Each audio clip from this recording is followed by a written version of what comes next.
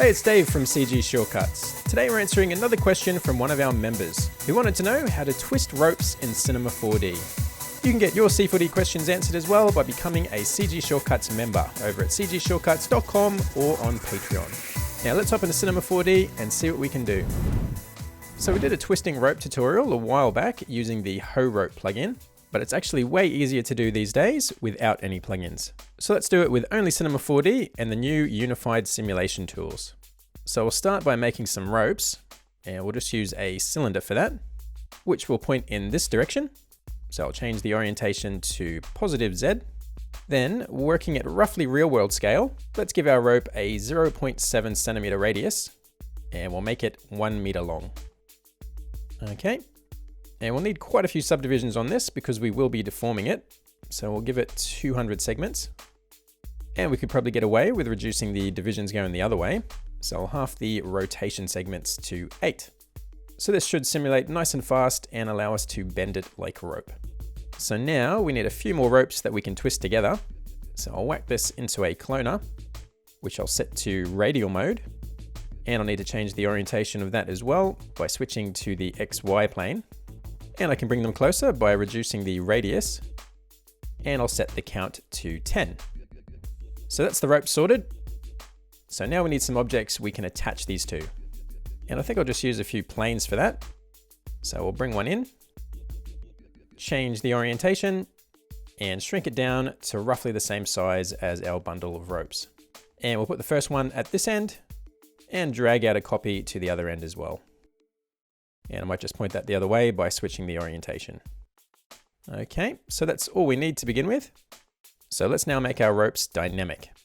We'll grab our cloner and give that a cloth dynamics tag. So now if we play this, it should fall straight down with gravity. So we now need to attach both ends of the ropes to the planes. So I'll just copy the cloth tag onto those as well and grab them.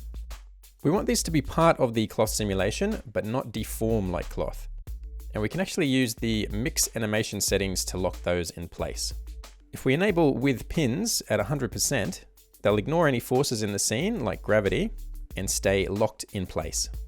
So if we play this, the ropes are now interacting with the planes, but the planes are staying put. So now that all three objects are part of the cloth simulation, we can connect them to each other. So I'll grab the cloner ropes again and add a dynamic connector tag. And if we switch on update live, we should be able to see the connected points represented by these yellow lines here. So it's trying to connect our clones to any other cloth objects in our scene, including our two planes, within proximity of each other.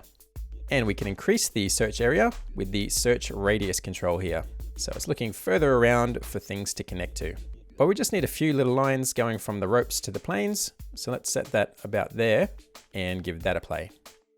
And now both ends of the ropes are connected to the planes. But I'm not too keen on the super stretchy ropes. So let's rewind that. And I'll hit Control D to bring up the project settings. And under the simulation scene settings, let's get rid of gravity by lowering that to 0. So the ropes aren't being pulled down. And we can now add our twisting effect by rotating one of these planes. So on frame 0, let's rotate this plane on this axis, I think. Yep. We'll set a keyframe at 0, then move ahead to frame 300. And we'll give this 3 full rotations. So we'll type 360 degrees times 3, which gives us 1080 degrees. And set another keyframe. And we'll play that. And now that there's no gravity, we're getting a pretty nice looking twisting effect. However, if we zoom in here, it looks like our ropes are collapsing in on themselves, which you probably don't want. So to get them to keep their shape, let's take a look at the cloth tag on our cloner. Under the surface tab, we can try decreasing the bendiness, which as the name suggests, allows our mesh to bend. And while we're here, let's also drop the collision thickness, so there's no gaps between our ropes. 0.1 should be good, and we'll try that. And it looks like they're definitely keeping their shape a bit better now. But the twist is a little bit boring and uniform looking. So to make it a bit more interesting, you could add some turbulence to the scene, or a little trick I like to do is to just increase the target length slightly, which means the ropes are going to grow 20% bigger at the start of the simulation, which should push them apart and add a bit of randomness. So let's have a look at that. Nice. And then our twisting kicks in and it all looks a bit more organic. And we might want to grab these keyframes and move them along a bit to give our ropes some time to settle before the rotating starts.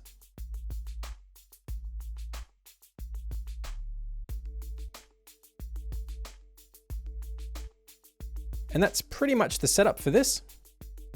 You could also play around with some of the other settings in here to get different looks. Changing the mass of the ropes is one option which can give you some interesting results. And if you want the ropes to keep their shape even more, you could also try enabling soft body. And if you tweak the softness and spread, you can get some good looking ropes as well. And if you have any trouble with the rope collisions, we could hit Control D again for the simulation scene settings. And under simulation, we could try increasing the sub-steps for a more accurate simulation, or increase the collision passes to minimize any intersecting geometry. And if you want to take some of the energy out of the sim and have things move around a bit slower and smoother, increasing the damping can also help with that. Just the usual stuff you might play with in any other cloth simulation. But anyway, throw on some materials and you can get something like this. To save you a bit of time, you can grab the render-ready project files for this from our website at the link below. And if you found this video useful, leave a like or a comment so we know to make more content like this. And if you need a bit of extra help with Cinema 4D, please do get in touch or become a CG Shortcuts member, which gives you access to all of our premium C4D training and time-saving resources, so you can fast-track your Cinema 4D career. Just head over to cgshortcuts.com. So that's it for now. I will catch you next time.